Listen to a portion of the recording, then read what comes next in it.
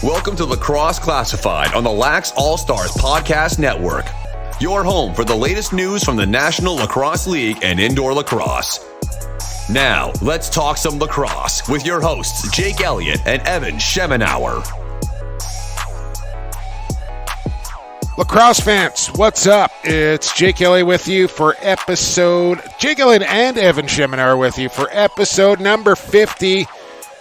I'm no chartered accountant, but I believe that is half of 100. 50 episode coming at you, Evan. I can't believe we've done almost a full year of this, but here we go with episode 50. Welcome back. 2 away from the full year, and to think where the game was a year ago, you and I knew about the troubles going on between the NLL and the PLPA. The fans were just starting to find out about this point in time, and we didn't know if we were going to have much of a podcast or a season at that point. So to know we got some labor peace and we got a season to look forward to, a whole different onset coming to this season. Yeah, and we're going to kind of check in with the PLPA in a few weeks' time, and hopefully we'll get the big boss, the commissioner, on just before the opening game of the regular season kicks off as well. But we do have a fantastic... I'm so looking forward to this program. 2 guys we've never talked to before here on Lacrosse Classified, Evan. We'll have the general manager of the New England Black Wolves coming up in one Rich Lisk, and he'll be coming up in, I want to say about 45 minutes from now. And another guy that we've tried to get on before, but we got him this time. He is the owner and the general manager of the Halifax Thunderbirds. As we're going alphabetical, we've done Colorado, we've done Georgia, we've done Calgary, we've done Buffalo. We're on to New England and Halifax. Curt Styres will join us here on the program coming up in about 15-20. I am really looking forward to the conversation with both of these guys. Yeah, and Curt Styres rarely grants interviews, so this is a rare chance to actually hear from him. But I'm really excited about this Halifax market. This is something that I've been pushing for, I think, for 3 years, more from an expansion standpoint, but the fact that a team relocated there just as good. And I think Halifax has the potential to be another Saskatoon in this league. It very well may be. I think they've been received very well there so far. I think they got good buzz around there. They kind of jumped the shark a little bit on the CFL, as well as they've been kind of on the fence on whether to get into that market or not. And I think it's the perfect time for the NLL to get into Halifax, get the jump on the CFL, create the buzz.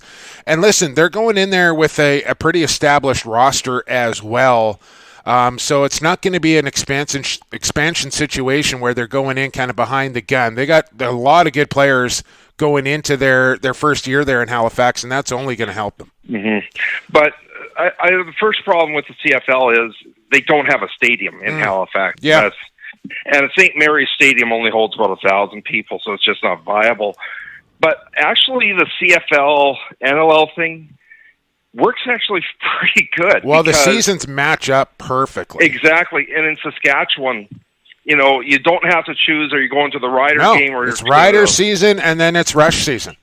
Right. And you can wear the same color all year long as well, which is always good. No. We point to people in the crowd that are wearing Rider green. It's like, go to the merch booth. Okay. I'm learning. Hey, listen, I saw a Benny Mac jersey at the Riders game a couple of weeks ago. I took a little snap, sent it to Ben, and said, hey, look, you got a fan in the crowd here, proudly wearing a number 90 Saskatchewan Rush jersey at the Riders game. Before we get into our Stampede Tack season previews, I forgot to mention Stampede Tack last week, and good thing our friend Kevin Michael Winkler is such a good guy, because he could have got after me a little bit for that, but didn't. So I apologize. I missed Stampede Tack's read last week, so I want to get that in there right off the top. They are your complete source for boots, motorcycle, leathers, and gear. summer riding season is over, but the fall and winter riding season, people still out there on their bikes, Evan, especially with gas prices these days. You need some good gear when you're out there riding your bike in the rain. Go to Stampede Tack or shop online at stampede.ca, where shopping online is still shopping local. And get yourself outfitted for what is just a miserable day here in Vancouver, Evan. I don't know what it's like in Saskatoon, but it's been raining cats and dogs for days. It's sunny, but it's cold. Like, it was, -3 last night. But, wow. Well, we're not there yet. But, I guess gas prices in Saskatchewan and gas prices in BC, like, what are you at right now? God, man. It depends what day it is, and I don't want to get all riled up here talking about gas prices on our podcast, but the highest I've seen it in the last couple of days was 163. 163, Evan! It's 114 in both of Saskatoon. Listen, I went to Costco and got it for $1.04 today. Oh my God! I might just drive to Saskatoon to fill up. Like, it might be worth it now. Oh, it's cheaper in Calgary, actually. Oh my God! Well, election night tonight as we record here on a Monday, Evan. A Monday morning. I got up super early today. I got a bit of a weird day. I'm taking my daughter tonight, which I normally don't do on Monday. We're recording earlier than we normally do. Monday is a big workout day for me, so I got up super, like, crack of dawn, got a little breakfast into me, off to the gym. I took a spin class this morning, Evan. I walked up 60 flights of stairs on the stair climber, got in a lift. Absolutely pumped up here on a Monday for Lacrosse Classified. And, of course, for me that just loves the political game and loves numbers. Yeah. Tonight is going to be a fabulous night, and for those in the U.S. that may not understand it, we're electing our House of Commons, which is basically a House of Representatives, but they hold all the power in our system. Yeah. And because we have multiple parties, nobody is going to get a majority tonight, and somebody's going to have to work with somebody to try and make this government work. But where those numbers pop in tonight is going to be interesting, and well, we might have to do like a separate podcast for election night or something, Evan. Well, we got to talk some lacrosse here. But do you care to let the fans know who you're voting for here tonight before we get started? Oh, I mean, I've made it well known in the past, especially the Harper joke, that I'm an NDP supporter. So, been a long-time NDP supporter. Yeah, I think I'm going orange as well myself tonight. The lady that's running in my riding, I actually went to high school with. Her name is Christina Gower, and I figure, like, I'm not a huge political guy. I honestly, I don't like anybody as far as politics go, but I figure if I'm going to vote, which I want to do because I think it's important, get out there and vote, people. I'm just going to vote for the person I know. And she's NDP, so I'm going NDP. Yeah, in Saskatchewan, it's a whole different story because the Liberals have almost no support here. Okay. Pierre Trudeau is still a swear word here, so wow. by correlation, Justin Trudeau is still a swear word around here. Okay. So you were either conservative or you're NDP, and there's not much in the middle. Fair enough. Let's get on to some lacrosse talk here on Lacrosse Classified. Thanks for joining us once again. Rich Lisk and Curt Styres coming up. Let's talk about this Halifax roster here before we get Curt on the line, Evan. Expansion draft losses, Mike Manley and Dawson Theed. Not much being taken away there. Well, I don't want to disrespect them, but as far as players lost and the caliber of players lost, to lose Manley and Theed, not the end of the world here for the Thunderbirds. No, it isn't. And the key with them was that at the trade deadline last year, they went and sold the farm, a wise move. They weren't going to make the playoffs, get the assets you could, and then they didn't have much to protect. And that was the key with their expansion draft was, there wasn't much to pick from. Yeah. Yeah, no, and that was by design by Curt, and we'll talk to him about that. Their acquisitions, they get Soupy, they get Scott Campbell back as he decides to return east for the end of his career, and you can't blame a guy for that who's been in the NLL for as long as he has and doesn't want to travel as much, and I think has a career set up with the Thunderbirds once he's done there as well. So Soupy back to Well, back to where he belongs, I suppose. Chase Martin, Leland Powlis, Jake Lazor, Rowan Kelly, and one Dana Jackson being picked up for the Thunderbirds here, Evan, as I pull my tongue out of my cheek here. Congratulations to Kyle and his brand new wife, Dana Jackson, who does all the social media for the Thunderbirds. Yeah, big congratulations, and they've moved. Both of them now moved to Halifax. So it's great to have, a player in market, and for some of these markets where not a lot of players live nearby, this is crucial. I know this is something Bruce Urban has really been pushing the button on this year to get guys living in markets. So yeah, and they're going to too, right? Who they got? They got the Man Rocket, Mac Diesel, Ryan McLean in town. I think Connor Robinson's going to spend the year there. Holden Garland, I believe, as well. So there's going to be a number of Rush players living in town, which they haven't really had in years past. And of course, Jeff Shatler moved to Regina, right? For work reasons. So. Absolutely. All right, we're on to the Thunderbirds here right now. Departures from Halifax. Head coach Mike Hasen, who stays in Rochester to coach the Nighthawks. Angus Goodleaf and the veteran Pat Saunders. Again, they lose their head coach. That's a big deal. Micah Kersey takes over behind the bench for the Thunderbirds. But as far as losing players go, Goodleaf, Saunders, I mean, yeah, but not a huge deal. Not massive, because Warren Hill at the end of last year established himself as the clear number one goaltender for them. So Angus Goodleaf moving on, maybe getting a better chance in New York now. Of course, that's if he's healthy to play. That's still up for debate. We don't know yet. So, but good on him taking a chance of getting a starter spot somewhere else. Rochester's going or Halifax is. I know. I know. It took about a year to get Edmonton out of my mouth and started saying Saskatchewan. So, but yeah, it's Halifax is going to be just fine with Warren Hill in net. Draft picks really actually like their 2 draft picks. They picked Clark Peterson, who I was really trying to convince Jammer and Bruce to go after at number 4. I like him that much. He goes number 5 overall to Halifax, and then they get the defender Trevor Smith. So a couple of Brampton boys going to Halifax, so they pick up kind of a right-handed forward. I maybe Clark fits into a transition role in the National Lacrosse League. I'm not sure, but Trevor Smith, real solid out of the back end, left-handed tranny guy as well. That ends up being a compensatory pick, and I like those 2 picks as well from Kersey and Styres. Yeah, the compensatory is for losing Matt Vince. Now, that's still, they're never going to be able to recover a talent like Vince back, but they get a first rounder actually after this season as well for that. So they're going to try and get something back for it at least. Absolutely. Other couple of notes here about the Halifax roster. Final year of a 10-year contract for Cody Jamieson.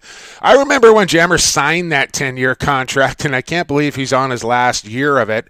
Scheduling quirks. 4 of the first 5, and you read this to me, Evan. What is this here? So 4 of their first 5 games are at home. 6 of their first 9 are at home. They don't have many. They have I believe it's 6 out of the last 8 are on the road. Wow. Now, here's why this is critical. The last 2 years, they've been slow out of the gates. In 2018, they were able to recover. Yeah. Took the Rush to Game 3 of the finals. In 2019, they weren't able to recover. So they're not going to be able to afford a sluggish start like they've had the last couple of years. So you don't have the home games to kind of similar. It's kind of similar to Colorado and their front-ended loaded schedule as well. Yeah, although the difference there is Colorado actually has a lot of home games towards the end of their schedule. Okay. The issue is just they only have 2 in April, right? So They got to be ahead going into that. Halifax's issue is they just don't have the home games, and their last 2 games are quite the trip where they're in Halifax on a Saturday afternoon and then have to fly to Atlanta to play the Swarm Sunday night.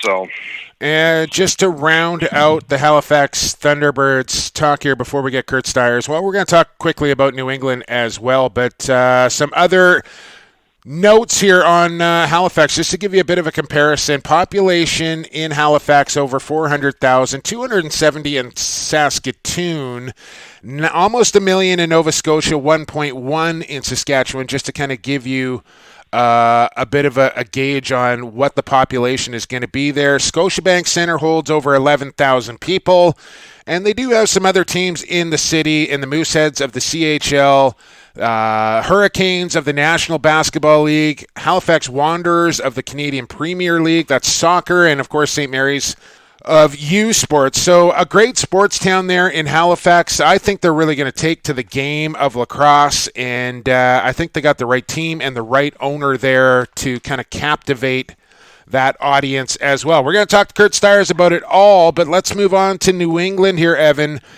Expansion draft losses, and this one's got to sting a little bit for Rich Lisk and company. They give up a first-round pick to get Alexis Bouquet, who really didn't pan out there in New England, and now is gone, as Doug Jamieson will be the starter there, and then they lose Tyler Digby as well, and you kind of look and see, Mike Manley and Dawson Thede for Halifax. This is way more impactful for this Black Wolves roster to lose, I don't want to say a proven starter in the NLL because he never has really been able to be that, but a serviceable goaltender in Alexis Bouquet and a good right-handed power forward in Tyler Digby. Yeah, the difference with Bouquet is he's got games in his resume, right? He may not be the greatest goaltender. He's not going to be your top 5 goaltender, but he's got experience. And amongst the other goaltenders that were available, that was really the guy with the most experience. Digby, New England was, hurting up front as it was. To lose him, not helpful, but he's from Pittsburgh, which is part of the attraction, so he's not far away. And he's also very close to being a free agent. So if it's not as big of an impact as you might think it is. Acquisitions for the Black Wolves. They go out, they get Jordan Durston from New York. Jarrod Neumann, who is a long pole, has never really played in the box game, but is an absolute weapon and an athlete to behold. He'll get a tryout. B-Rabbit, my man Brendan Fowler, face-off specialist, as they lost Fournier, so they bring in a face-off guy in Fowler. We'll see how he responds, kind of getting his second crack at an NLL team. Great face-off guy, has a lot to learn about the box game and what to do once the ball is in his stick after winning a face-off, I think was kind of the issue for Fowler, and obviously needs to work on his defensive skills as well. And the John Hopkins product, Joel Tinney, who was with Orangeville in the 2016 Minto Cup, and real dynamic players, picked off of Georgia. Or was he picked off of Georgia, or was he just left unprotected? Traded. Okay, so there you go. So Joel Tinney, Brendan Fowler, Jarrod Neumann, Jordan Durston, their acquisitions. UFAs re-sign my man, the champ, Andrew Suter, their captain, Brett Manny, and Joey Rez gets franchised here for the Black Wolves. Critical to get those guys back. You never know with unrestricted free agents what's going to happen.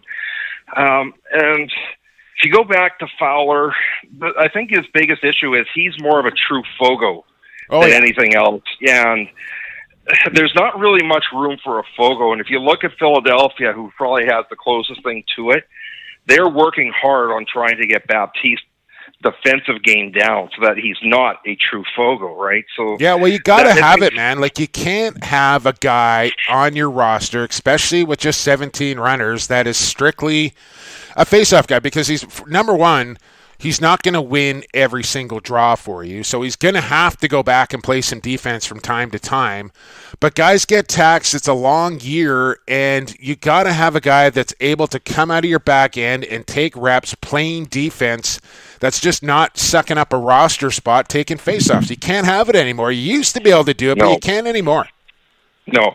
And I also like the acquisition of Neumann. I think that there's a lot of potential there. He doesn't have a lot of box experience, but he's one of the best defenders in the field game. Yeah. So if he can learn how to use the short stick, he's got a weapon of a shot. That's the one crazy thing. Like, absolutely, if you're in transition, it's crazy. I think he was at 107 miles an hour. at the All-Star game for the PLL. Yeah, and he's big and athletic and a little nasty as well. Departures here for the Black Wolves. David Brock. What's the nickname that the Brock Star goes by? Mr. Delicious or something like that. You know what I'm talking about here, Evan? Yeah. Miss Violet's nickname there, Mr. Delicious. Yeah, I met David Brock. Mr. Delicious departing. Joel Coyle, who's a holdout list. I expect him to get re-signed. We'll talk to Rich about that. They lose their face-off man. We mentioned Ryan Fournier and the rights to Miles Jones as I look to the heavens and pray that he reports to his new team for a tryout. Riptide, is he with the Riptide now? He is, right? That's right. He was traded as part of the Durston deal. Right. So we're going to talk to Philly and New York next week. We'll inquire about one Miles Jones as well. Draft picks. A bit of a shakeup in the draft, as everybody thought Andrew Kew was going to go number 1, and he ends up going number 3, as Tyson Gibson ended up going number 1. So the Black Wolves, probably thinking they were going to get a righty forward, end up getting the best lefty forward in the draft in Kew. I don't mind this year for New England. I think they needed help on both sides of the ball up there, and I think Q's going to fit in nicely with LeBlanc and O'Connor, and we'll see how it goes there, but I don't mind the pick from Q. Yeah, they're not as deep on the righty side, which is why Gibson probably would have been the better fit. But to switch it over and play 3 lefties, 2 righties, is it a big deal? No, if you got a great player. Q's biggest downside is he's not the guy that's going to get in the middle, down and dirty. Durston is there, Evan. Right. He's the guy that's going to go inside and open up Q. So I think that's going to be a nice little mix there. Yeah, the other nice thing for New England, they did not have many draft picks. And when they traded Kevin Crowley, I mean, to lose Crowley is a big loss, but he was wanting to go home. They get 2 first-rounders, and here's the first one. And, they're probably going to get something in the top 5, top 7 with the other one. So they're going to – this is a pretty good deal in the end for them. And I think the other thing it does is I don't necessarily think Crowley and Crawford and their 2 styles of play really meshed all that well. They're both guys that want the ball in their stick all the time, and now that's kind of cleared up. It'll be Callum Crawford's offense to kind of quarterback and distribute there on the left side for the right-hander Crawford now. Yeah, and of course, Callum Crawford probably would have been the MVP had it not been for the mid-season incident last year. So, Well, I think everybody's learned something from that experience, including Callum, and I don't expect to see Showtime have another repeat performance of what we saw there last year. Scheduling quirks here, Evan. They start with 2 games on the road, then 6 straight at the casino. 6 of their last 8 on the road. Only 4 Sunday home games this year, 4 on Saturday. They love their Sunday. I love the Sundays in New England as well, Evan. And they're always successful on those Sunday games as well, but only 4 this year. Yeah, I love the Sunday games too, and I think they'll probably do a little bit better on the Saturdays. The difficulty always was there were concerts booked there on Saturdays for the casinos. So, that and like the people that come there to the resort are usually coming for a Friday, Saturday night go home on Sunday as well, right? Right. But those Sunday games were a massive advantage to them in the past. Huge. They won so many of them because other teams were not used to flying in on Saturday, having the 2-hour bus ride to get there, or in Buffalo's case, 7-hour bus ride to get there, and coming in a little tired. Yeah. And so those Sunday games helped them, but they don't have as many of them this year. No. I mean, I think it's a bit of a double-edged sword, right? I think it's going to be better for them attendance-wise for those Saturday night games, but I think their home floor advantage goes away a little bit with not having as many of those Sunday games. We'll see how it all plays out. We'll talk to Rich Lisk about that. Why don't we do that, Evan? But first, we're going to talk to the owner and the general manager of the brand new Halifax Thunderbirds, and it's coming up next right here on your go-to source for all things NLL and box lacrosse. This is Lacrosse Classified on the Lax All-Stars Podcast Network. Associated Labels and Packaging is in the business of creating first impressions. They'll help you reflect your company values accurately by offering solutions that fit your product needs. With the latest in printing technology and over 35 years of experience, Associated Labels and Packaging is the perfect fit for your company to take your labels and packaging to the next level. Hey, this is Steve Dietrich, General Manager of the Buffalo Bandits. You're listening to Lacrosse Classified on the Lax All-Stars Podcast Network. Welcome back to Lacrosse Classified here on the Lax All-Stars Podcast Network. You just heard from our friends at Associated Labels and Packaging, Sean Ashworth, Tosh Nishimura, and the gang down there in Coquitlam. The best in the business when it comes to making labels and packages, associated-labels.com, or their social media is at Associated LP, one of our fabulous sponsors here on Lacrosse Classified. Please support them to keep the podcast going. It's Jake Elliott at 7 Sheminar with you, and now joined by a first-time guest on Lacrosse Classified. He is the owner and the general manager, was the general manager of the Iroquois Nationals as well, but he's the owner and the GM of the Halifax Thunderbirds. I got to get used to saying that still, the Halifax Thunderbirds. It's Curt Styres on the program. Curt, thanks so much for doing this.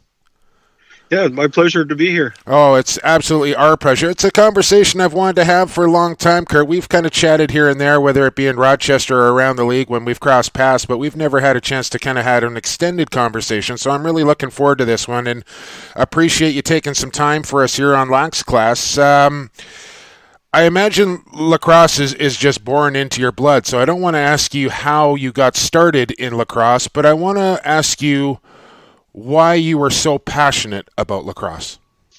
Well, growing up, I played all the way up through minors and up through seniors. Played for the Iroquois Nationals when they toured England in the beginning of their Iroquois Nationals, and from that time it just grew.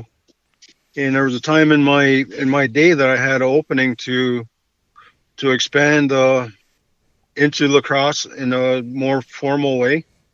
And I got involved with Six Nations Arrows in probably like 1998, and the rest is history. Just took it one step at a time, and just got better every day.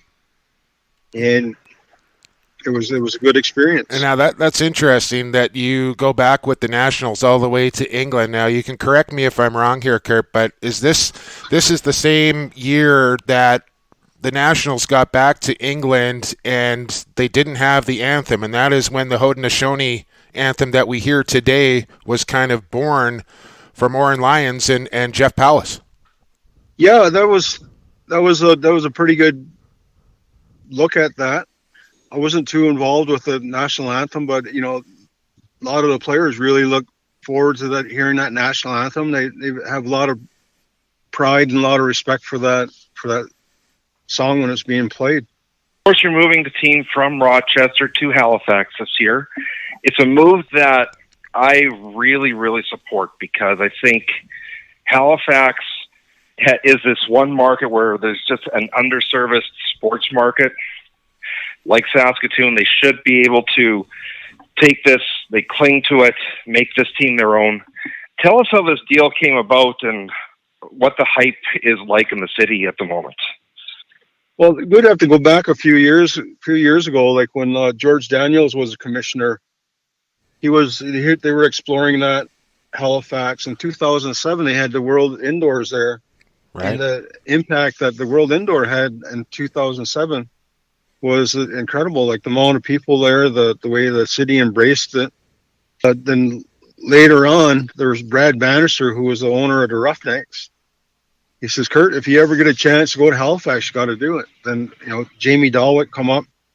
He said, we need more teams in Canada. You should go. You should take a team and get it in Halifax. So at one point, there was about 3 or 4 of the Canadian teams, and I was going to join forces with them and start up a team in Halifax. Well, I think it's fantastic. Sorry, Curt, continue. And Bruce Urban, he was another one that says, you got to go do it. You got to you got to give it a try. Then when the opportunity arose to move to Halifax, it was like the perfect storm.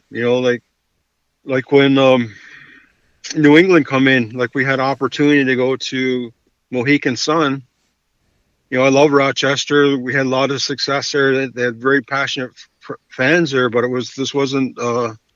We took the team as far as we could in Rochester, financially, and we just needed to expand our horizons for us. Yeah, and I honestly think, Halifax, it's got the perfect size building. It's a market that's really starved for professional sports, and a great First Nations community there as well that I think is really going to support the team and the game. And I really, by the way, the jersey colors and designs and the scheme and everything, Curt, 10 out of 10, man. Like, beautiful.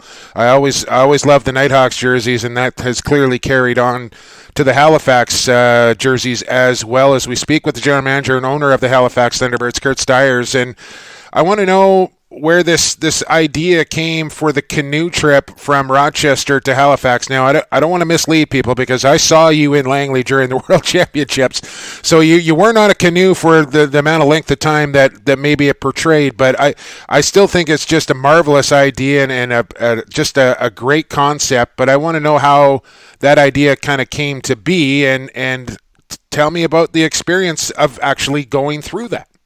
Yeah, well, when the idea come about with moving, obviously we said, well, this got to be special. There's not too many teams can relocate and be happy to relocate, and backing up a little bit, like with that perfect storm with the Pagulas coming in and taking over the franchise, or putting a new franchise in Rochester. It was a perfect storm for us to move from there to Halifax. And we said, well, we got to make it special. Like we could get on a jet, done that already. Could drive there, done that already. I said, well, let's take a canoe trip. We'll move the fire, just like they moved the fire with the Olympics, move it to the next city. So that's what we done. July 11th, we had a big ceremony at my house, played a lacrosse game in the back, and we left from there.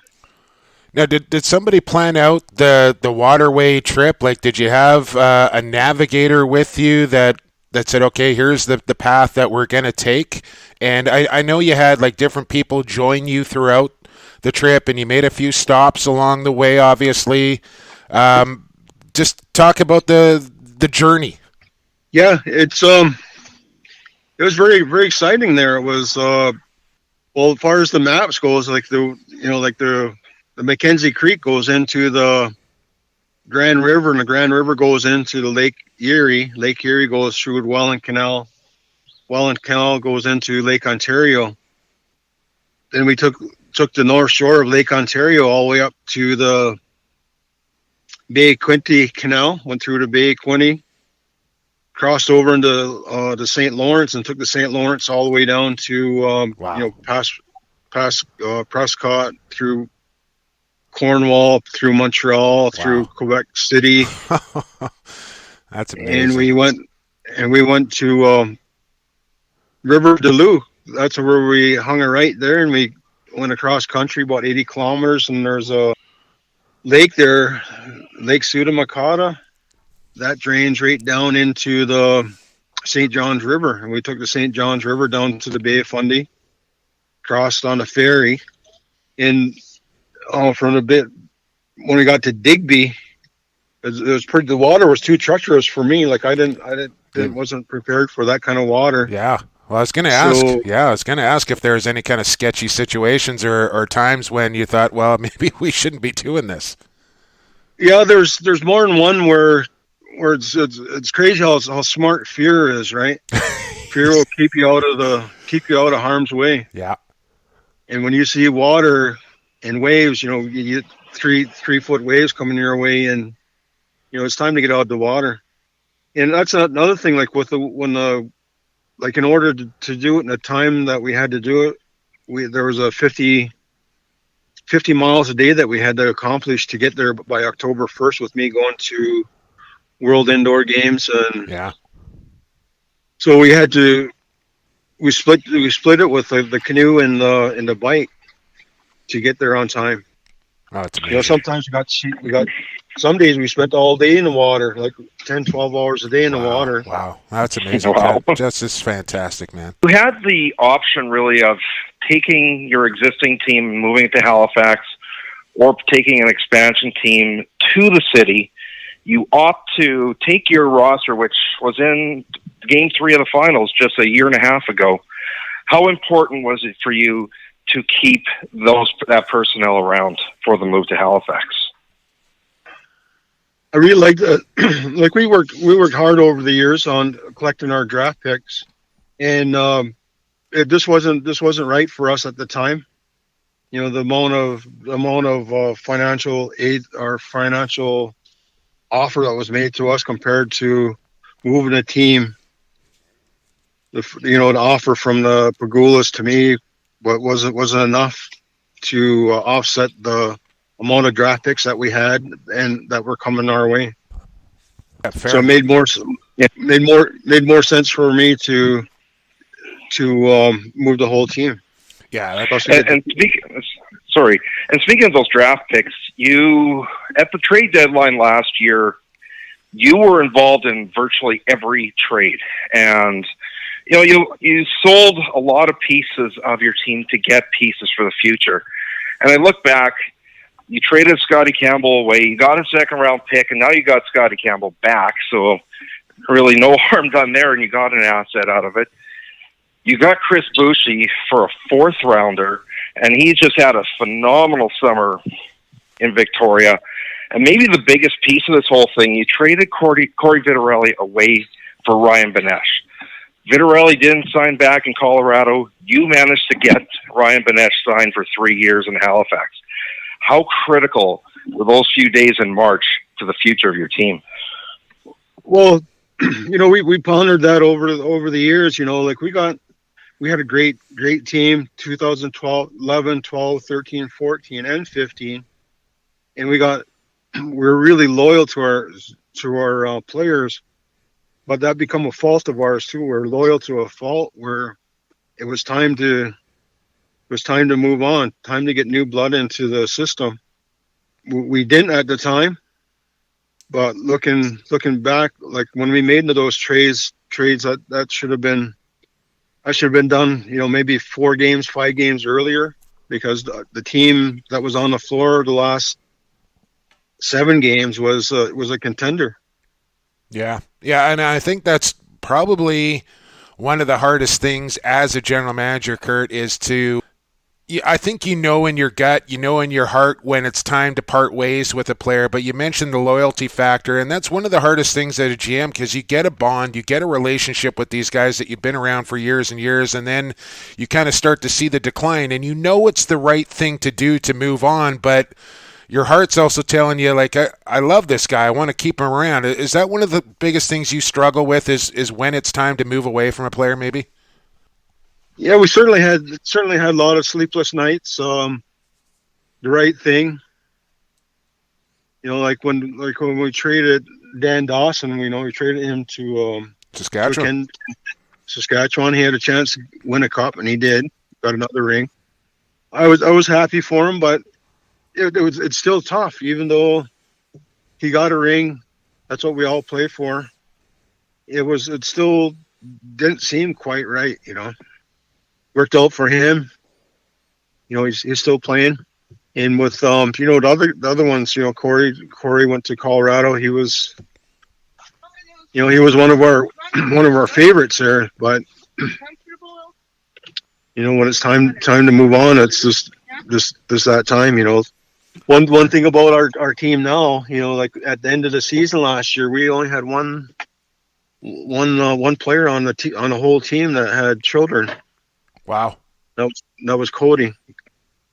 And it was easier to count the number of players under 30 than it was to count them over 30. And speaking of Cody Jamieson, going into the final year of his 10-year deal that he signed a decade ago. Curt, what do you do with your heart and soul when this year is up? I don't think you're going to sign him for another 10. Maybe you will. I don't know. He could play another 10, but very unique deal here for Cody Jamieson. What do you see for his future? I think things are bright and sun shining. You know, he accomplished a lot of things, and I think the door is going to be open for him in so many directions. And at this point, the players, you know, he earned his way to, unrestricted free agent, and that's the way it goes. You know, we're certainly going to make an offer to him, and with us being in Halifax and with him being hours drive from Toronto and hour and 15 minutes from Buffalo, you know, that's who will be in Rochester too. Yeah. Where, you know, it's 3 hours. So he's got a family now, and family's first, you know. You, of course, also lose your head coach, Mike Hasen, and as tough as to lose him, perhaps it's a good time because now you got a fairly new roster, a lot of new pieces. So you got a new head coach in Micah Kersey that he can take his time and mold the team the way he wants to without a lot of baggage from the past. I would consider anything any kind of baggage. You know, with Mike Hasen all the best. You know, we had discussions about what he wanted to do this coming year, and he said he's got to stay home close to his family. So I said, Mike, you've done everything you could, everything we asked of you, and whatever you want, you got it. Fair enough. You're right, Curt, and you can't ask anymore. I mean, the guy delivered 3 championships for you, and I think that, again, being loyal to somebody is sometimes saying, do what's best for you, not what's best for me, even though you want that guy to stick around. You mentioned the youth on your team. Let's talk about your 2 draft picks that you got, and a guy that I just love. I think this is a huge steal for you at number 5 and Clark Peterson, and then you get the left-handed transition man and Trevor Smith, who I think is a heck of a player as well. You got to be pretty happy with the 2 players you got coming out of your draft. Yeah, we were very, very fortunate for sure. I really liked Patterson. You know, just so happened, you know, like last year we had with Keogh going down and Dan Dawson moving. You know, that left us on ball guy that we needed. Where with Pedersen, he can play on ball or off ball, and it's just great to see that.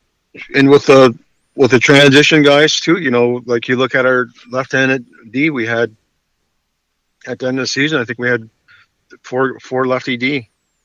So you had a transition guy in there, and that's just the icing on the cake for us. Done very well at that. We're very happy with the way things fell into our lap there. On the Nationals a bit. So much promise on that team, and a lot of things just not going your way. Thomas Hogarth going down, Lyle Thompson missing most of the tournament, Miles Thompson missing the final. You got to be pretty proud of the effort these guys put in, because they are just one step away from finally taking that world title. Yeah, on paper, it looked like we had a great opportunity to challenge for the championship. Unfortunately, the ball just didn't bounce our way. You know, Canada had a great team, great players, and it's just too bad that things happened the way they did. You know, it was the injury bug got it come into our house there, and we couldn't shake it. You know, Doug Jamieson got hurt in the first game. Yeah, Warren got the flu for most of the tournament. You know, Austin Stotts, he got hurt at the end of the year with middle of the season with San Diego. Johnny Paulus had work commitments. Jeff Shatler, you know, he had work commitments also. Yeah. So there's a lot of, you know, you had a lot of those pieces up, and then Lyle got hurt in the first game, I believe. You know, took a bad Charlie horse. Miles twisted his ankle in the game, and I think in the semifinals against right. U.S. No, we had the injury bug in our room for sure. And yeah, it's tough. You sure did. You sure did, Curt. And I got a front row seat to watch you guys play, and it was just an absolute honor to call those games and to watch the Nationals play. And I got to say, also, I talked about the Halifax jerseys. The swag table, as the kids say, Curt, was lined up almost around the entire arena to buy Iroquois Nationals gear. I got myself a couple of keepsakes as well. Just fantastic stuff done up there by the Nats. We're just about out of time here, Curt, but I do want to say I really appreciate your time coming on, and more so than that, Curt, I want to say thank you for everything that you do for our sport, and in particular to the Indigenous and Six Nations people, for what you do for the sport and what you do for them. I don't think a lot of people really realize the impact and footprint that you have on our game. I certainly do, and can't appreciate you enough. So thank you so much for coming on the program, and thank you for everything that you do for the sport, the National Lacrosse League, and everybody there on Six Nations as well.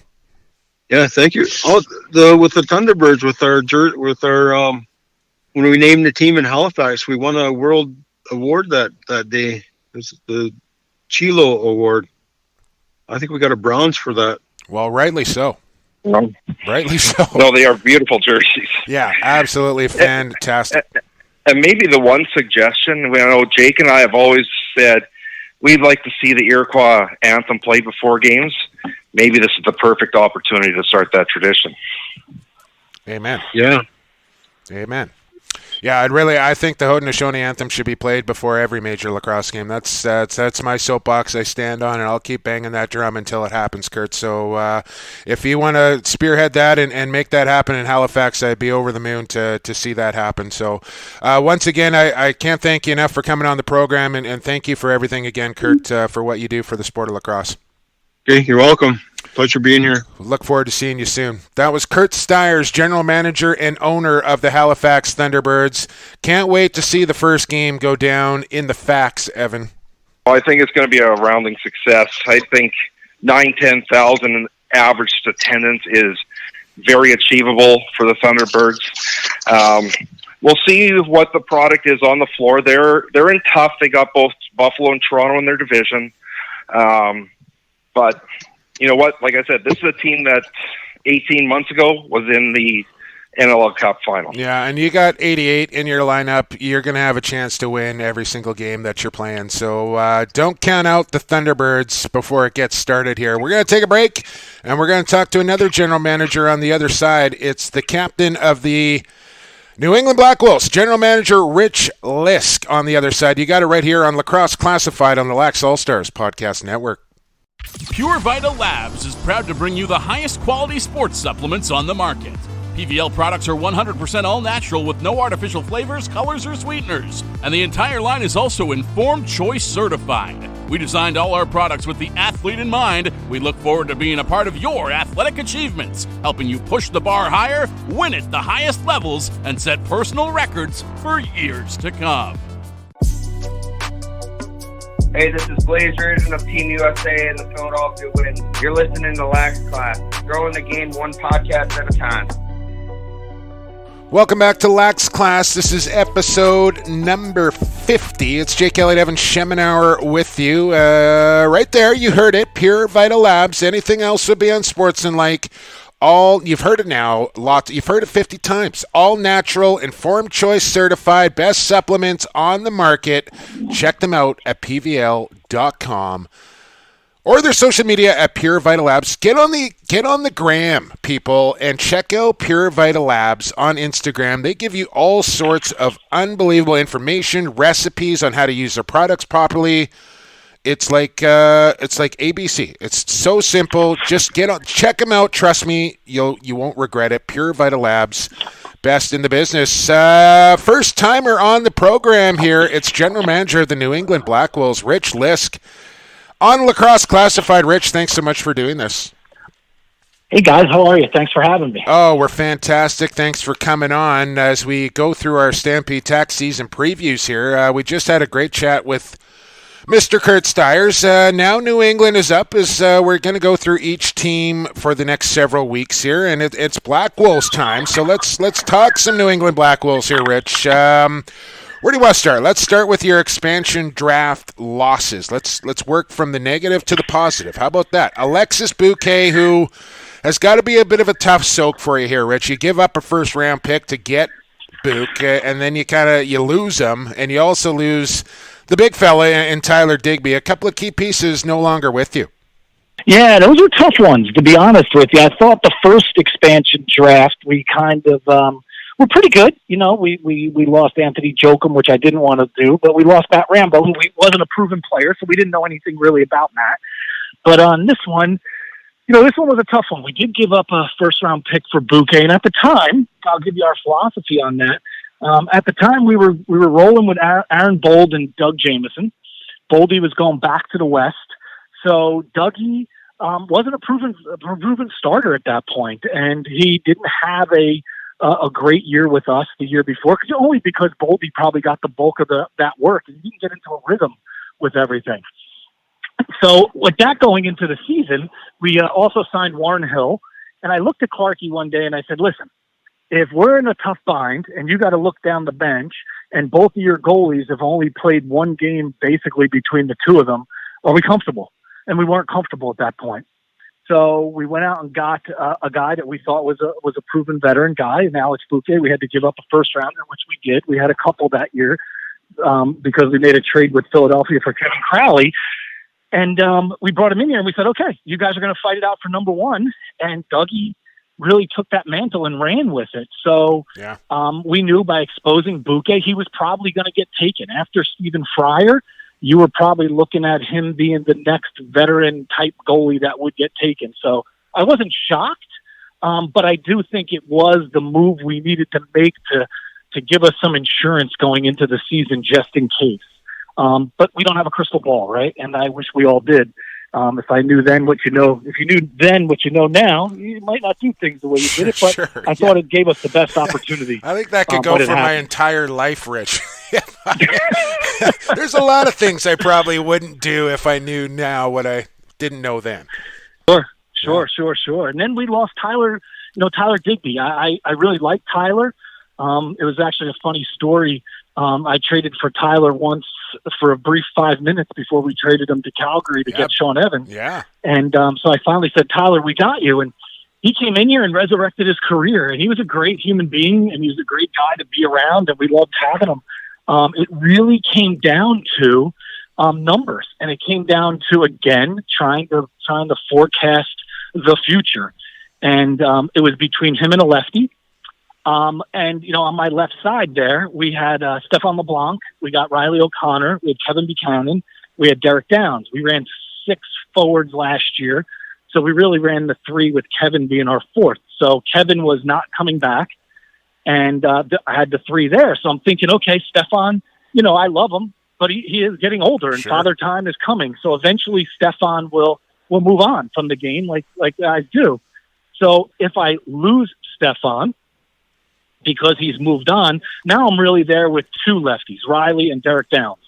So if I leave Derek Downs exposed, because I wasn't leaving Riley exposed, and he gets picked, I could have went into the season with just 1, maybe 2 lefties, and you're thinking, okay, well, that's not good. Now I look on the right side. We traded for Joe Rezateritz, and we got Joe, Callum, and Digby, and I'm saying, okay, I keep Callum, I keep Joe, because I know if I leave Joe available, he's gone. He's an American, and Reggie's an American, and he's going. So I didn't want to do that. And if they take Digby, I'm a little more deep over there because we really like Davey Emola, another American guy we had that played well when he was in there. Yeah.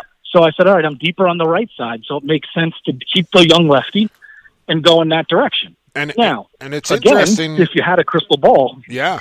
Well, I'm just about to say, Rich, it's interesting how it all kind of ended up playing out in the end. Is I think everybody was expecting Andrew Kew to go number 1, but that's not the way it panned out, and you end up getting the best lefty in the draft, and you acquire Jordan Durston as well. And I think those two in particular, with the style of game that they play, Durston and Kew, those guys are just going to mesh perfectly. No, we think the same thing. And again, I go back to if you had a crystal ball, right? So you start to think what you need.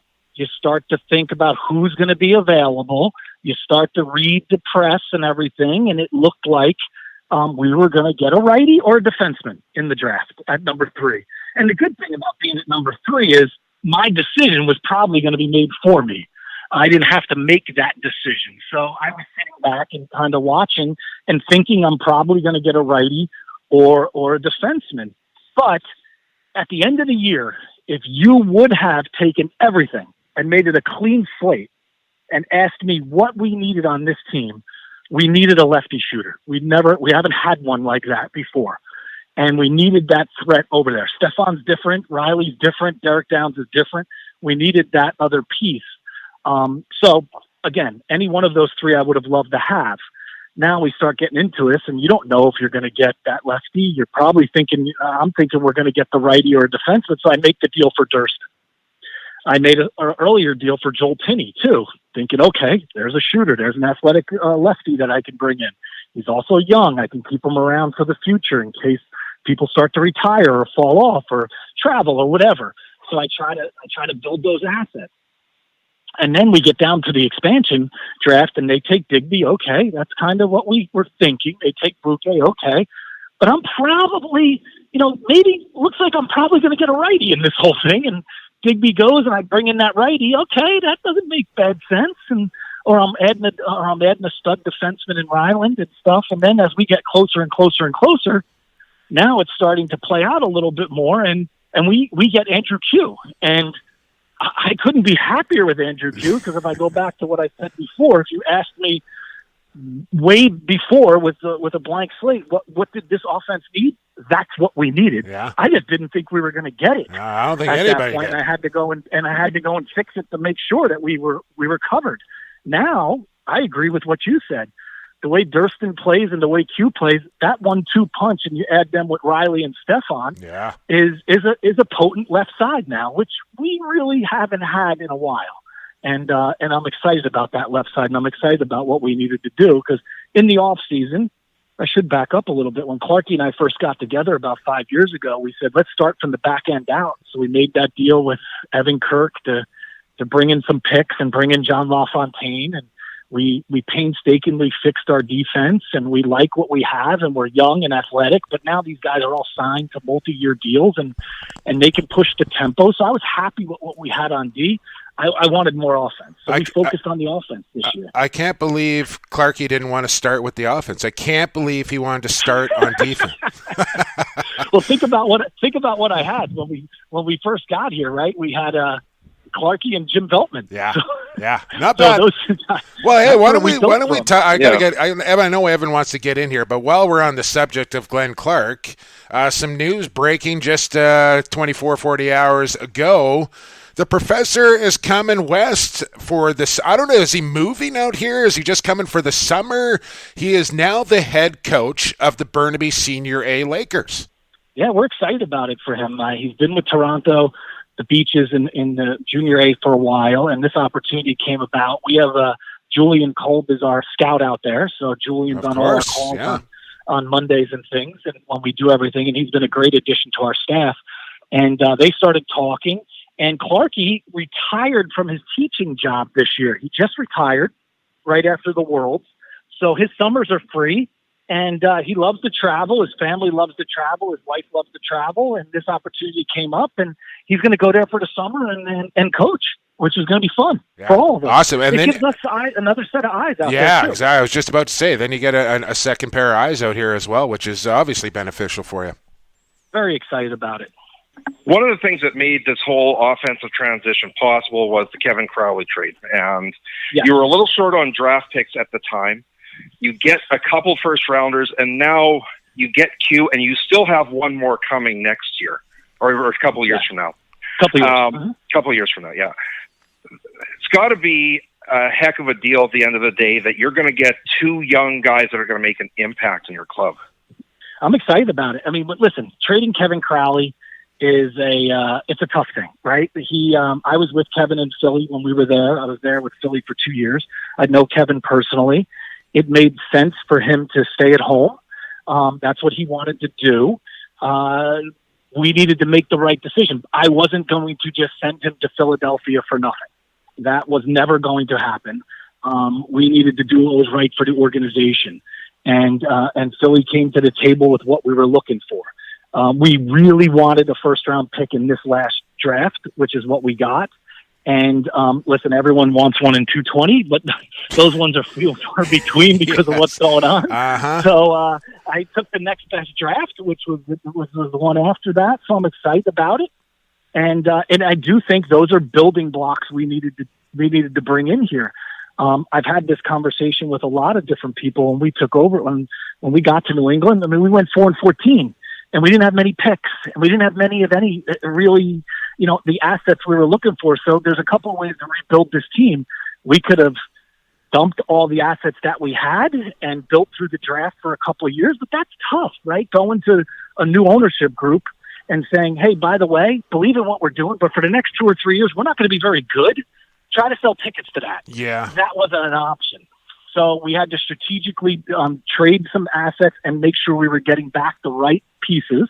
We had to make some really good free agent signings, and any trade we did had to make some sense. I know that sounds cliche because that's what everyone wants to do, but with us, it was the only way we could have rebuilt this team to get us back to the playoffs. And I'm happy in the last 4 years, it's us and Georgia are the only two teams in the East that have made the playoffs every year. Wow. We just got to get over that hump now and get a championship going. Yeah, They got us on that round. I did not know that. I did not know that last 4 years you and Georgia were the only teams to make the playoffs every year. One guy that you don't have in your stable right now that I would expect you to probably lock up here before camp or shortly thereafter is one of your young defenders in Joel Coyle, who's on the holdout list right now. Any insight or intel that you can give us on what's happening there? Joel was under contract for last year. We were negotiating, and then Joel and I had a long talk. I want to preface this by saying I love Joel Coyle. I think Joel Coyle is a class human being and a great person, and he's become a friend. He has decided to take a year off. He's got work. He's got some personal commitments he's dealing with. Okay. So he's going to take this next year off. I will hold his rights, and hopefully he will be back. But Joel has been, if you could prototypically pick somebody that, came into camp, worked hard, really, really forged a spot on this team. And as we say, JoJo, he's been great for us. Yeah. And I hope that he comes back after this year. Well, I really do. You can't have too many Orangeville Northmen captains on your team as well. You got my boy Suits there, and Coyle, a former captain in his own right, and they don't just hand that C out to anybody there in the Ville. No, I joke around. I used to say him and Suits and Mac would sit in one corner, and I'd call them my Orangeville Mafia. And I'd go in and be like, okay, boys, how do you think this looks? So if that side of the room was good with it, I was happy. One of the acquisitions you made recently that I really like is Jarrod Neumann, and it's a no-risk situation. He's a street free agent. You pick him up. This guy's one of the best field defenders out there. So basically, if he can convert to the box game, you've got a diamond in the rough here. Yeah, I mean, those are guys that you got it with expansion coming. Those are going to be the guys we're looking for, right?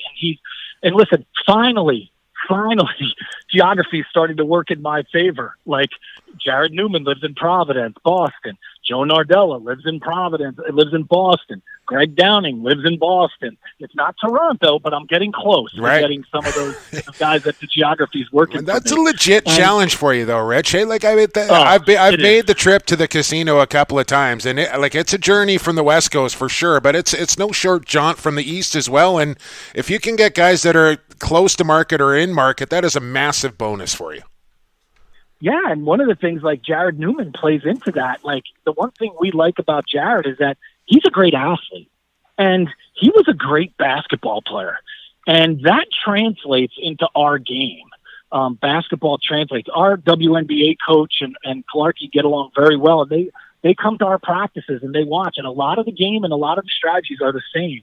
So if we can get him to get that long pole out of his hand and get a short stick in his hand and harness that athleticism, he could be, like you said, Evan, like a diamond in the rough. That's one of the reasons we took a chance at 17 with Zach Goodrich, another Boston kid, plays in the MLL. He's played short stick midi his whole life. He was a 3-time captain at Towson. That's hard to do. And he's played with that short stick in his hand his whole life. And I'm hoping he translates well for us. And we maybe pick up the next, great American defender like Downing and Brett Manny. That's what we're looking for. My apologies here. And just as we're literally as we're talking, I get word that you just picked up Tony Malcolm. I was gonna break that news on here when we were talking. I just picked up Anthony Malcolm.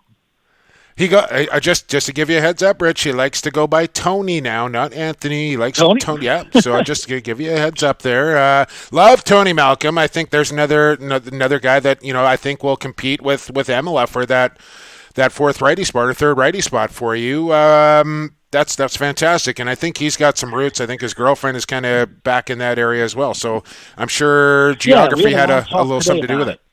We had talked today about it when I talked to him. And listen, we've seen him when he was here in the East. He always killed us playing in Buffalo. And I wanted another piece over there. And again, when you're trying to put together a team, I mean no disrespect to any player, and it's an open camp, and we're going to take the 25 best guys.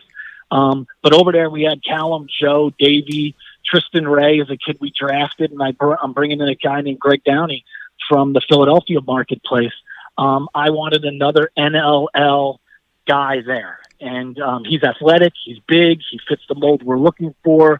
He has the experience in the NLL, and it just happened that he was coming here, and Dan Richardson and I were talking, and I didn't even know he was coming east, and we were able to pull this deal off here in the last couple of days. That's so fantastic. I'm excited about getting him in the fold. That's fantastic. Last one here for you, Rich Lisk. Appreciate your time here on Lax Class. Sure. Evan and I always talk about the schedule in New England and how I'm absolutely in love with Sunday lacrosse. I just think it's the best thing ever. It's hanging out at home, flip it on, a little daytime action. I love it. And you guys normally love it as well there on Sundays in New England and have been pretty successful with the record playing on Sundays, but a little different this year heading into this campaign. Just 4 Sunday games and 4 Saturday games. And it's a bit of a double-edged sword, I'm sure, Rich, where you're probably going to draw better with Saturday night games with the people coming through the resort. But you guys have been so successful on Sundays, you probably is there a healthy balance there now, do you think, with 4 and 4 that way? That's the most we've ever had. I think in the past we've had 3 Saturdays and 4 Sundays and a couple of Fridays. And listen, it's a business about selling tickets too. And I get that because in my past life, being GMs of other teams, I also did the business side of things. So I would do the business and the sporting side of stuff. So I get how to sell tickets, and those are important things we need to put in place. And anytime we can get a Saturday, I mean, I think every team in the league would love to have 9 Saturday nights, but we're not going to, especially in a building like ours that's so busy. Yeah. And it is a casino, and there's an intricacy about things. So I am excited about having those 4 Saturdays. I'm excited about the Sundays because I agree with you. I think we've kind of cemented that Sunday routine. And our fans, again, it's not easy to get to Mohegan all the time. And a Sunday afternoon and a Saturday night will help us. It was hard was those Friday nights. It's hard to have a Friday night game at 7:30. Yeah. And trying to get people in there at 7:30 on a Friday night after getting out of work. Mm-hmm. So the more I can get on Saturdays and Sundays, makes a lot more sense for us. And I was happy that we were able to get 4 Saturdays this year. But the other thing that you might not be so happy about is the 6 straight home games, because at the tail end of the schedule, 6 of your last 8 are on the road all of a sudden. I know. And that's something I tried to work out. And listen, I give Brian Lemon a lot of credit. I mean, that's a tough thing to schedule all those games and get everyone in and across the country and flying and doing all that. That it's tough, right? And sometimes you gotta take some on the chin, and that one's gonna be tough. We have 6 in the middle there and then 6 on the road. But I think I said this to Teddy. We play really well at home. This is going to be a test for us to learn how to play on really well on the road. Yeah. And it's something we got to do. And at the end of the day, we've talked to Calgary, Buffalo, Georgia, We didn't talk too much about the Halifax schedule, but pretty much every coach or general manager is not particularly happy with their schedule. So that means that it's probably going to end up pretty fair for everybody at the end of the day. And at the end of the day, it does. And listen, out of all the jobs in the world, I mean, that's a tough job. Yeah. No, I couldn't do it. Everybody gets exactly what they want. Yeah. You're never going to keep everyone happy. So, I try to work with Brian and get the best we can, and then it's up to us. It's no crying and spilt milk. I mean, it's up to us now. We got to win. That's it. Fair enough. Well, I think you've done some pretty nice things getting your roster ready for this season. And I wish you the best of luck with those Black Wolves going into this campaign here, Rich. And it was great talking to you on Lacrosse Classified. We got to do this again. Hey, guys, I'm wide open. I'm ready to go. I would love to. Anytime you guys want to, I'm always available. And I appreciate you having me on. I really do. All right. Our pleasure, man. Good luck to the Black Wolves. That was the general manager of New England, Rich Lisk. Two great conversations as usual here on Lacrosse Classified, Evan. We got one more quarter to go. News and notes are coming up next. You got it right here on Lacrosse All-Stars Podcast Network. We're back after this. Hey, this is Jesse King of the Calgary Roughnecks and Victoria Shamrocks. You're listening to Lacrosse Classified on Lax All-Stars, growing the game one podcast at a time. We are back. This is Lax Class. Thanks for sticking with us here on episode number 50. Thanks to Curt Styres and Rich Lisk for those conversations. Jake Elliott, Evan Sheminar with you. Fourth quarter time here, Evan. And we like to call this News and Notes. And it's also provided by Stampede Tack in Western Wear. More than just a boot store. They carry a wide range of hats that keep you protected, well, from the rain, which it is doing here in buckets in Vancouver. Camping, fishing, hiking, you name it. Anything you do outdoors, Stampede Tack and Western Wear has a hat for you. Visit them. Hang on, Evans. Visit them at stampede.ca. Shopping, or in Cloverdale, where shopping online is still shopping local. What do you got?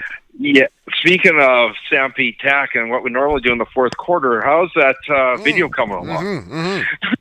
Excuse me, I was just wetting my whistle there. I believe this or not. So I was talking with the Chancellor, Brad Challoner, and he says, well, why don't you just go to a karaoke bar and do it? And I thought to myself, this is going to be so bad that do I really want to subject a live audience to this? But on the same thing, I think this could be quite epic. So my lovely girlfriend, Dania, decided to do a little bit of digging, Evan, and we found out that there is actually karaoke going on Tuesday nights right here in my hometown of Port Coquitlam.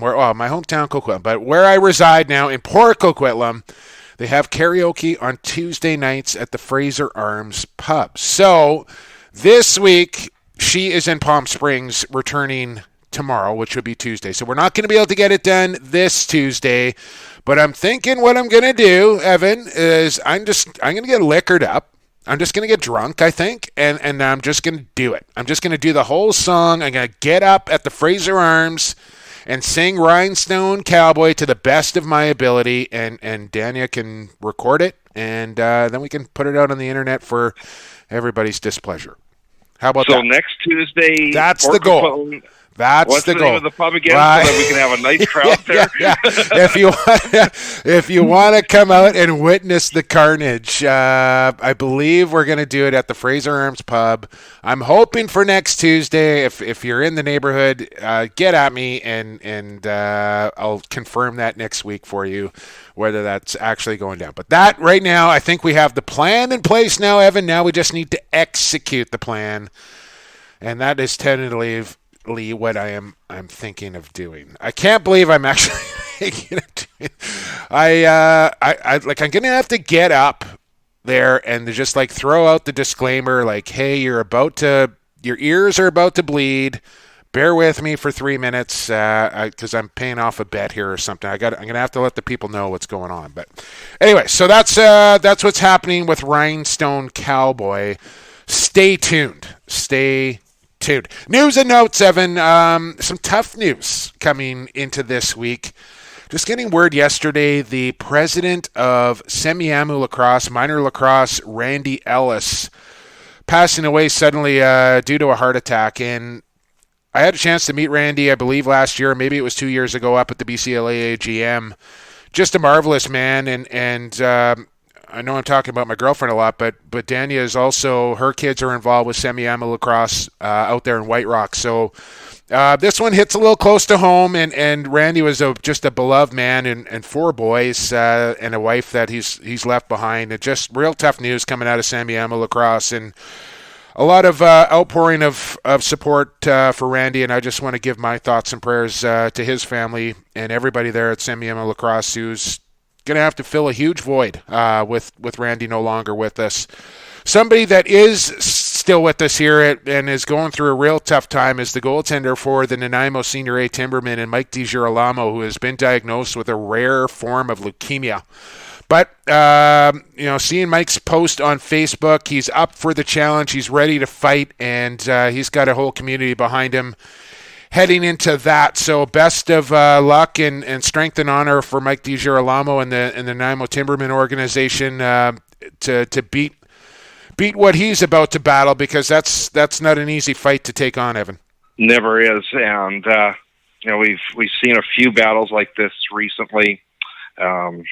And you think about it, the Team Canada lacrosse, how many guys have we lost to cancer just there alone? Yep. So best of luck for Mikey, and if you want to give him his well wishes, find DiGirolamo on Facebook and send him your support. I mentioned the BCLA AGM up there in Whistler that goes down every October. I did a little digging. I found out who won the Norm Shaw Award, an award that I've won once in my career, Evan, for the Media Person of the Year in British Columbia as far as lacrosse goes. My man, Owen Monroe, who handles all the social media for the BC Junior A Lacrosse League, is this year's winner. And, he's a young guy that loves lacrosse, and he puts in the effort and puts in the time. And I think a very well-recognized honor here for young Owen Monroe, who wins the prestigious Norm Shaw Award for the BCLA Media Person of the Year. So congrats to Owen. Hunters Cup, Evan, 11th annual Hunters Cup. I haven't got the total amount of money raised yet from my man Steve Hay, but another successful weekend for the Hunters Cup. Those boys from the Poon Squad, Evan, that's what they call themselves, the Poon Squad there, featuring the likes of Robert Church, Curtis Dixon, Christian Del Bianco, and others. Pretty tough team to beat, needless to say. They win it Who again. Are those guys, right? Yeah. It's pretty surreal, honestly, to be out there having a game of field lacrosse and then just to kind of look, and there's Team Canada's Matt Beers and there's Del Bianco and Dixon. Like it's pretty cool, and it's a chance for guys that would never ever ever get the chance to play against these guys to line up, and that's a huge thrill for them, and it's part of the attraction for the Hunters Cup. Then all the money goes to Chris Lashenko, who actually resides back there in Saskatchewan, Evan, to go towards his rehab. So just a fantastic day. Shout out to Steve Hay and everybody involved that puts on that tournament year after year, and it just gets bigger and better. Like, it's 2 days now. When we started this thing out 11 years ago, Evan, it was literally the alumni versus the regular now team of the Coquitlam Beer Hunters, and it was like one game, and we just kind of throw up a little hibachi and turn some music on, and it was just kind of like a way to get together and play a game. And now it's turned into like we have like 8 teams. It's over a 2-day period, and we're raising thousands of dollars, and it's just amazing to see where it started and where it is now, and it just keeps getting bigger and better every single year. You got to get out here for it one year. Yeah. Well, if I could ever get in shape, maybe I got to try and play against those guys, or embarrass myself playing against those guys. But I remember, this was years ago now, I was going down to Bermuda, and they said, bring your gear. I need you to play on the team. Okay. And I go out there, and I'm playing with Zach Greer and Rodney Tapp and half the Duke lacrosse team, right? And pretty cool. Pretty cool. Yeah. I decided to take playing this year off just because, like, my hip's so bad now that if I play a game of lacrosse, I don't walk for about 3 days. And I don't want to break the routine, the workout regiment, Evan, so I took off. I did a little coaching. I did a little watching and just had some fun this year, which was nice. One thing I did see during the tournament, and it was kind of interesting because I want to preface this. When I was a kid, back in the day, when you spun your lacrosse stick to pick up the ball, we called it an Indian pickup. Are you familiar with this term, Evan? Do you know what I'm talking about? No clue. Okay, so more or less, if there's a lacrosse ball on the ground, you kind of twirl your stick over the ball all in one motion to kind of pick it up. And back when I was a kid, this was known as the Indian pickup. Obviously, that is not politically correct anymore and not something that I want to say. But it is something that I see happen during games. Just saw it on the weekend. And it kind of sparked a discussion like, what do we call this now? Because we can't call it Indian pickup because it's just not right. So we did a little thinking. I did a little thinking anyway. And I've either come up with the Haudenosaunee handle. You with me? Okay, maybe it's something a little shorter. Yeah, I'm up for suggestions here because I want it's something that I think needs to have a name because it happens all the time. But I want it to pay homage to the First Nations or the Indigenous because they are the creators of the loose ball pickup. But I want to put it on social media. Yeah, I might do that. Because think about it when we were talking about the Dixon one hand, the beyond, the beyond, right. That's where it came from with social media. Somebody suggested it, right? Right. Okay, so that's my problem is I don't know how to put it out there on social media without calling it something that I don't want to call it. But I'm hoping people understand where I'm coming from saying it because that's what we used to call it. It was just what we used to call it back when I was young. So I'll figure out a way, or maybe you can, to put that poll out on Twitter, and we need to come up with a new name for that loose ball pickup. We talked about Glenn Clark going to Burnaby. The last thing I kind of wanted to mention here, Evan, we saw the National Lacrosse League has signed a couple of deals lately with Evo Shield and Warrior re-upping with the NLL. And I just want to give a shout out to Kevin Morgan, who is the man behind acquiring all these properties for the National Lacrosse League. I haven't met Kevin before, but he's behind these, Evan, and I think this guy has been making some real strides as far as partnerships in the NLL goes. And I think Kevin deserves a shout out for the job that he's been doing so far. If they want games to go to television and they want television stations to realize there's a big enough revenue base, another thing that's got to come along with it is where are the advertisers coming from, right? And, last year they picked up Geico, which you might think, what does car insurance have to do with lacrosse? But you know what?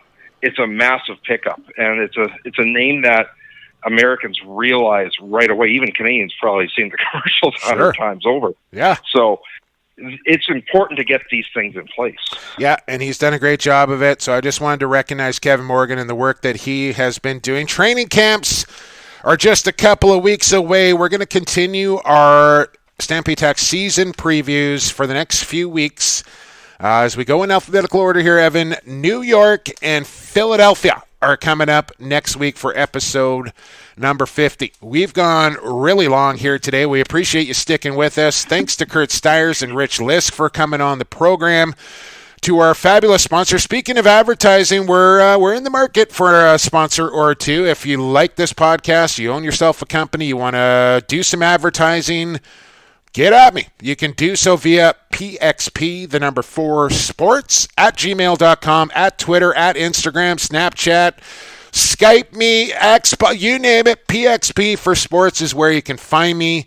If you're interested in sponsoring the program, I'd love to hear from you. For Curt Styres, Rich Lisk, for you, the loyal listener, for checking out Lacrosse Classified every single week, thank you. Follow us along at social media, at ShimLax, at PXP for Sports. The show is at Lax Class or Lacrosse Classified on the old Instagram there as well. Don't forget to subscribe to the podcast. We are on every platform you could ever think of to find your podcast. Search Lacrosse All-Stars. You're going to find Lacrosse Classified right there. And then just subscribe to the podcast. It goes straight to your phone every single week. Because we bring it to you every Tuesday at 3 p.m. right here via the Lacrosse All-Stars Podcast Network. But now, episode 50 is over. For Evan Shemin, I've been Jake Elliott, and for the fastest game on 2 feet, and for the creator, enjoy the games, everybody. Thanks for listening to Lacrosse Classified on the Lax All-Stars Podcast Network.